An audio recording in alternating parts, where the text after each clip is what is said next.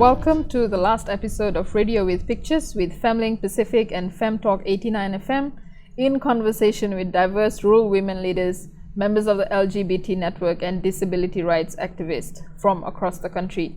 I am Nandini Vandana and thank you for tuning in. We have just concluded our second national consultation for 2018, and this week the focus has been on the rights of persons with disability and what does it mean. Joining me in this episode, we have Shakuntala Permal. She is an advisory councillor in Lautoka for the Lomo Lomo, Barara and Vunda Back Road communities. She is also a member of the TISI Sangam in Nendi. We have with us Eleanor Keisau, and she is representing the Northern Youth with Disabilities and Support Group. We also have with us Lanieta Tuimambu, who is the office manager for the Fiji Disabled People's Federation in Suva. Thank you, ladies, for joining me in this episode. And to kickstart the conversation, we begin with you, Lanieta, and we really want to know, how do we ensure that communities, particularly persons with disabilities, are able to access disaster risk management and response information? Thank you, Nandini. In terms of accessing disaster risk management, accessible information and DRR plans, it is very important that firstly and foremost is consulting with persons with disabilities or their respective organizations that are led and managed by people with disabilities. When we are talking about access to information, because we know that disability is a broad word, and defining it into detail is the various different impairments that we have, those who have sensory impairments, those who are deaf or blind, those with physical impairment, psychosocial impairment, and also those with learning disability or intellectual disability for that matter. And when we see it on the disability lens in terms of accessible information, it's all in audio, visual, the print formats, and you look at those, the specific need for those who are blind or visually impaired like myself, braille, large print, or audio formats or electronic formats, but depending on also on the need and if he's living in the rural community, the need differs on the accessibility need that a person has. In terms of the DRR structures, that is very important at the community level when they have disaster plans within their community or whether it's formal or informal settlements, and also the disaster committees, to ensure that persons with disability are participating at these various structures, and also at the planning stages, that we are represented so that we can bring out our voice in the planning stages to ensure when any disaster strikes, the needs of persons with disabilities are taken care of. Thank you, Lanieta, and thank you for elaborating on the issues that we really need to be aware of when it comes to persons living with disability. Now, just shifting the conversation to the north, and Eleanor, as a young woman, what do you think are key priorities when it comes to pre-cyclone season that you need to access as a young woman as well? Thank you, Nandini. For me, as a young woman, because given the geographical location, I had to look for accessible forms of media. So I was very happy to be part of the Women's Weather Watch, where I get text messages. And I've noticed that the platform offered by Vodafone, you have to pay for it, and you have to subscribe to get access to the weather updates. And for persons with disabilities, we have low income, and given the geographical location, that's a barrier. And another thing is that as we live and be part of the community, we also want to assist other people with disabilities, the ability to share, update other members, to at least provide them some sort of information to ensure that we are at the same level. Mm-hmm. And for us, basically in the north, it's a geographical location. And for us who have access to mobile phones, that can be the way through women's weather watcher. Okay. And for those in rural areas where radio can get there, other mainstream media, that's where they get news. But what I've also noticed is that in my province, the Kaun province, where I also go to, you hardly see women with disabilities out in the community to participate. You're just represented by family members and all. So we don't really know whether they get access to the information when taken back to home. Yes. Whether they are consulted or when you talk about inclusiveness, it's just going to get them to be included, or they are really participating. Thank you, Eleanor. And before we conclude with this segment, Shakuntala, what is it like for women in your community to access information pre-cyclone season? Before Winston, it used to be from DMOs going to DO's office, and DO will instruct or the advisory counselors. We inform our consultative members. We have got members working with the subcommittees, and we pass the information and through media. But after Cyclone Winston, when I joined Family Pacific, I'm getting Viber messages from our director, Sharon Magwan, and then I distribute to all my members. I've got so many women distributed in my communities in different areas, and they get the messages, then pass to the neighbors, to the people affected. Thank you. And thank you for those conversations. Please stay tuned, because in our next segment, we then continue with what are some of the challenges and what are some of the implementation that we need when it comes to women's participation in decision-making processes.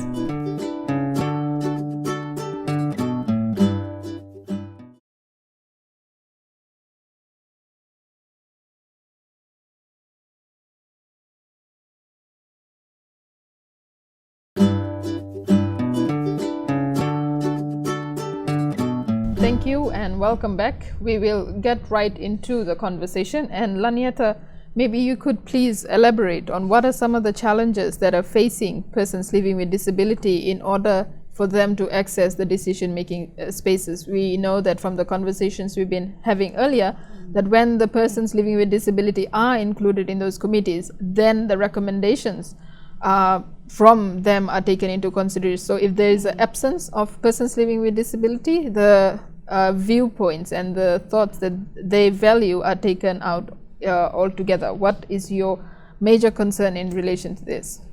I think when we are discussing on talking about challenges, I always also see there's an opportunity in terms of the challenges that persons with disability face, which my other colleague would add on to that, Eleanor, is one of the barriers is around when we are talking about participation, is when maybe we look at the institutional barriers, the legislations, the policies. Now that we have the Rights of Persons with Disability Act, just recently passed in Parliament early this year, and the ratification of the Convention on the Rights of Persons with Disability, and also our inputs into the review of the National Disaster Management Act, is we are advocating that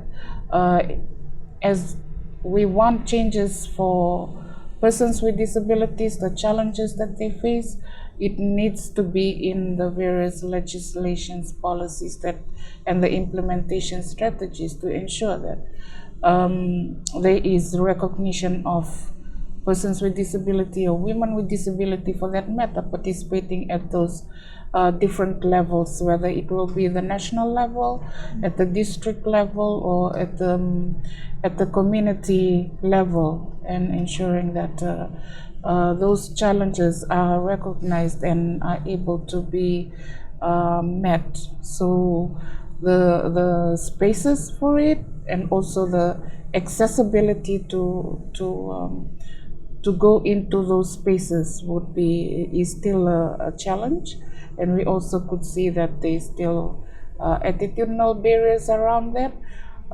In seeing that we are also change makers in our community, and ensuring that all persons with disabilities are able to access the services, and looking at any forms of disasters or the plans that is there at the national level is trickled down to the subnational, and also at the divisional level, and right down to the community level. Okay, thank you, Lanieta. And just Eleanor, what does it mean when we talk about strengthening capacity for young women to be participating? Lanieta's mentioned some of the barriers that exist, and that makes it difficult for participation. How is it for younger women, especially younger women that are living with disability? Thank you, Nandini. For that, it depends on our capacity to contribute. If we don't have the capacity, then there's a probability that we won't contribute at all. And people with disability need a space to be able to share with others. We need a safe space before we can be included in the outside community. And there are only few of us, young women, who can do that. As for myself, I'm very fortunate to be having invited by the Songsong Lokamarame Keja Kondore to be representing the voices of young women with disabilities in the province. And that is one added value when they recognize that we, as a young woman with disability, I can also influence the decision-making process. And I'm looking forward to assisting other young women out there in the province who we can assist me with in terms of because we have because of the geographical location and the systems that are in place, given that the women themselves are not included in the decision-making process, and what is the probability of us, women with disability, and how can we work together with the like the Songsong Marame Toke and other like the other women's group out there in the community to be able to participate. Thank you, Eleanor. And Shakuntla, what do we need to do in order that we have more women in decision making, but particularly from your perspective as an advisory councillor, and maybe you could tell us what is the disparity between female advisory councillors and male advisory councillors in the country? Yes, Nandan.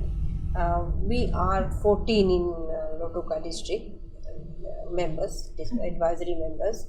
Out of that, only 3 of us are women leaders, women advisory councillors.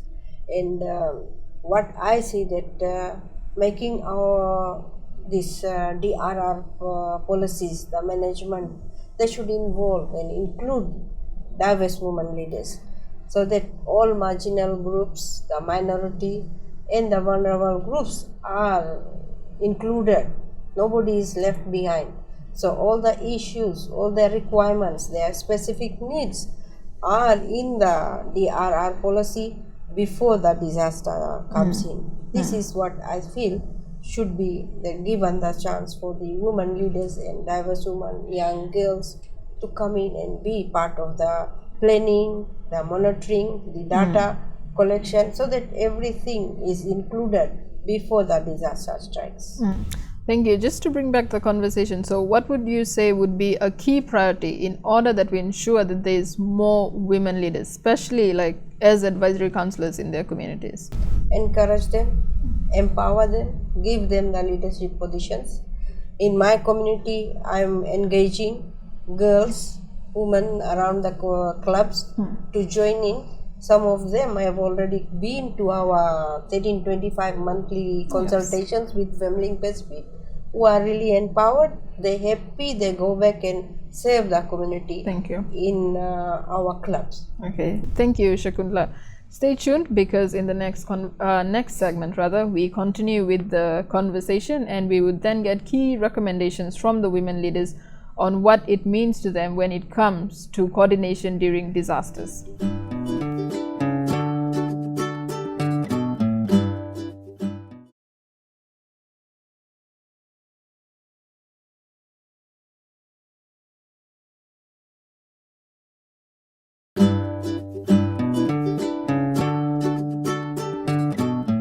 Thank you and welcome back. In this segment, we'll look at what are some of the key recommendations when it comes to ensuring that safety, security, and dignity is not compromised during disasters, particularly for persons living with disability. Lanieta, again, we start the conversation with you.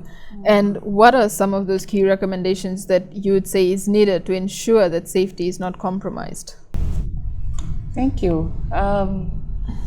Safety is not compromised. I guess one of the key message is that you might say disability comes with cost, but it is when you're looking at a social rights base, it's the person at the center of any development. And when I'm drawing that to safety and protection, it's the safety of the safety and protection with dignity of a woman with disability or girl with disability or persons with disability for that matter is paramount and needs to be taken care of. And knowing that the commitments are already there by our government to ensure that persons with disabilities are engaging at those spaces and giving recommendations and not being compromised or assumed that these are the needs of persons with disability. It is very important that persons with disability are consulted in their disabled people's organizations or at the branch level when you're looking at the communities around Fiji, that we are consulted in all those processes. Thank you, Lanieta. And just a follow-up question based on the discussions that we have been having at the consultation. There was quite some discussions on, because of the fact that safety is compromised, most persons living with disability do not then want to access evacuation centers, and then the safety is compromised as well? I think that is very important because of the safety and protection issues. Persons with disabilities choose to be at home maybe because of the barriers, the access barriers that surrounds the evacuation centers for that matter, or community halls that are used for evacuation centers. So we really need to go deeper and talk with persons with disability. How can that be better? How the needs is taken into consideration, and that will trigger down again to the disaster plans that they have within the community or even within their household, their family, how the family is supportive to the person with disability and ensuring that, you know, the family member is not being victimized in their for their safety and protection. Thank you. And Shakuntala, what does it mean when we say safety is not compromised for women and young girls and children at evacuation centers?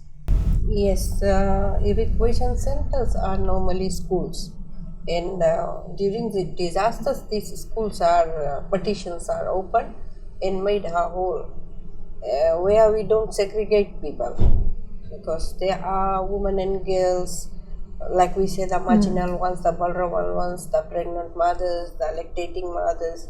They should be segregated. They can't stay in an open space. So protection with dignity, with respect, looking at the specific needs of the people who are coming into evacuation centers. Nowadays we see people reluctant to come out because they feel they're not safe, because they feel safer at home.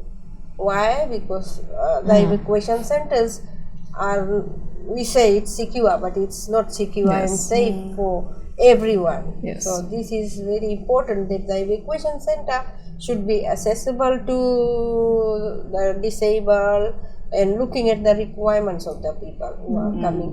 They are actually coming in with trauma, leaving their homes, but people feel that they are Yes. safe at home, not to come here, Yes. because flooding areas, they are Yeah. low areas. It's not easy access to and safe for the people. Okay, thank you, Shakunla. And Eleanor, maybe you could carry the conversation from there. What does it mean for young women and young women who are living with disability to access an evacuation center? What is your mentality like? For example, we're going through a disaster, and how do you feel when it comes to accessing evacuation centers? Is it something that you, like an idea that you jump to, or you're reluctant because of the discrimination and other issues that you might face at the evacuation center? Thank you, Nandini. For me, as a young person, I look at what's available, especially in terms of information. The location of the evacuation center, is it close to my house? How accessible is it? How I'm going to get there? Will there be transport provided? Yes. Because I can't walk that long distance. So those are some of the factors. And really need those information beforehand, or if the list is provided, the list is in place to know that it's there. Okay. And if a disaster comes, what's the alternative? What is plan B? Because sometimes we don't only deal with cyclones, we deal with earthquakes and others. So I need the information. Okay. And also to ensure that support is provided. Okay. And just before we wrap up our final episode of Radio with Pictures, what would be your key message, key Women's Weather Watch message? And we'll start with Eleanor. Disasters do happen if we always be prepared, and knowledge is power. Thank you. Shakunla. To those people who are managing the DRR policies, involve women, involve the minority groups, the vulnerable groups, to make the planning, the requirements of what we need in their requirements. The second thing is that we should have safe and secure evacuation centers, and the messages that are coming should be consistent Yes. and correct. Okay. Like what we are getting from Femlink, it is correct, timely, and very efficient. Okay. It's a two-way dialogue. So when we get the message, we give the updates on what is on ground, the current situation. So these are very important information and data for public to know. And instead of our national media putting up advertisements, put in some disaster management, risk reduction policies, and what are needed. Thank you, Shakuntla. And just Laniata, what would be your Women's Weather Watch message? Well, to be prepared in any disasters that come by, we need to be well informed, accessible informations, and very simple languages that can be understood by all, and looking at preparedness in a holistic way, and also in an inclusive manner, that no one is left behind. Thank you. And that's our last episode of Radio with Pictures for today. Thank you, Shakuntla, Eleanor, and Lanieta for joining us on this episode of the new season of Radio with Pictures. Please don't forget, you can continue to follow the conversation via our Twitter page, and our handle is Femling Pacific, or log on to our Facebook page, and of course by tuning into Femtalk 89 FM in Suva and Lambasa. Until the next time, thank you for your company, and bye for now.